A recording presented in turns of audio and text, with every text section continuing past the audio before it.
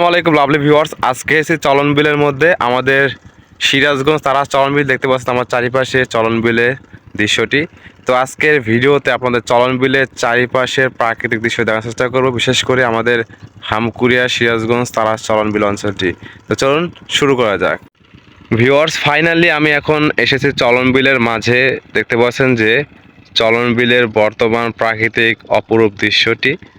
তো বর্তমান কিন্তু সিরাজগঞ্জ তালা চলন বিল অঞ্চলে অপরূপ দৃশ্যটি ফুটে উঠেছে দেখতে পাচ্ছেন। সামনে দেখতে পাচ্ছেন যে একজন লোক ভুট্টা খেতে পানি দিচ্ছে। আপনাদেরকে একটু কাছ থেকে দেখাই, চলুন। বিলের মধ্যে মেশিনে পানি পড়া ছমছম শব্দটি অসাধারণ, এবং দেখতে পাচ্ছেন যে ভুট্টার খেতে পানি যাচ্ছে এবং কৃষক দেখতে পাচ্ছেন যে আলগুলা কোপায় দিচ্ছে পানিগুলো ঠিকঠাক মতো যেতে পারে। বিলের এই সৌন্দর্যপূর্ণ দৃশ্যটি আশা করি আপনাদের কাছে খুবই ভালো লাগবে।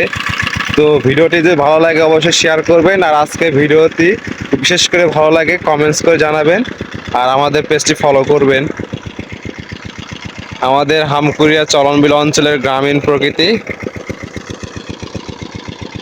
বর্তমানে চলনবিল অঞ্চলে ভুট্টার ক্ষেত দেখতে পাচ্ছেন যে অনেকটাই ছোট। এখন সকল জমিতে পানি দেওয়া হচ্ছে এবং উপরে এই জমিগুলোতে পানি দেওয়া শেষ অলরেডি।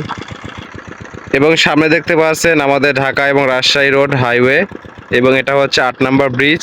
এবং দেখতে পাচ্ছেন যে বর্তমানে কিন্তু সরিষা ফুলের অপরূপ হলুদে মাতোয়ারা দৃশ্যটি। এখন কিন্তু সকল জমিতে যারা সরিষা বোনা হয়েছিল সব জমি দেখতে পাচ্ছেন হলুদা ফুলের সমারোহ ঘটেছে, অসাধারণ লাগছে। আপনার সামনে যে উঁচু পাটি দেখতে পাচ্ছি এটা হচ্ছে আমার চলনবিল অঞ্চলের গাং। অনেক অঞ্চলে বলে থাকে নদী, নালা, খাল, বিল, আমাদের অঞ্চলে গাং বলে থাকে। তো ঢাকা রাজশাহী রোড এই নদীর উপর দিয়ে চলে গেছে। তো ভিউয়ার্স, আজকের ভিডিওটি কেমন লাগছে অবশ্যই কমেন্টসে জানাবেন, আর ভিডিওটি ভালো শেয়ার করবেন। ধন্যবাদ সবাইকে। আজকের ভিডিওটি পর্যন্তই।